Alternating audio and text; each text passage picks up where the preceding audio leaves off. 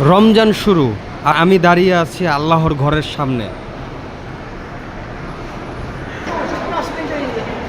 আসসালামু আলাইকুম রহমতুল্লাহ।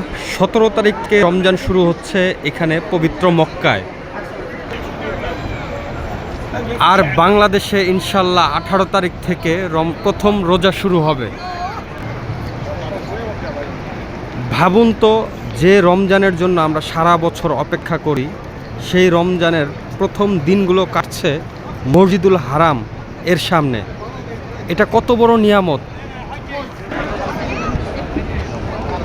কিন্তু রমজানে এখানে আসতে হলে কিছু বিষয় মনে রাখা জরুরি। আপনাদের জন্য প্রথম পরামর্শ, নামাজের সময় অনেক আগে এসে জায়গা নিন। রমজানে ভিড় কয়েক গুণ বেড়ে যায়। দ্বিতীয় পরামর্শ হলো, পানি সবসময় সাথে রাখুন। রোজায় ক্লান্তি দ্রুত আসে। তৃতীয় পরামর্শ, ইফতারের সময় ধৈর্য ধরুন।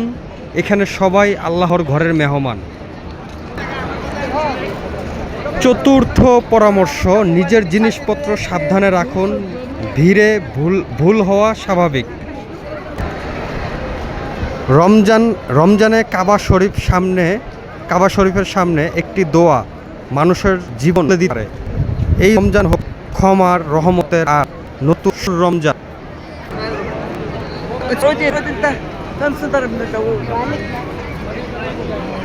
আল্লাহ যেন আমাদের সবাইকে এই পবিত্র স্থানে রমজান কাটানোর তৌফিক দেন। কমেন্ট করুন আপনি কোথায় থেকে রোজা শুরু করছেন। আমাদের পরামর্শমূলক এই ভিডিওটি আপনার খুবই কাজে আসতে পারে।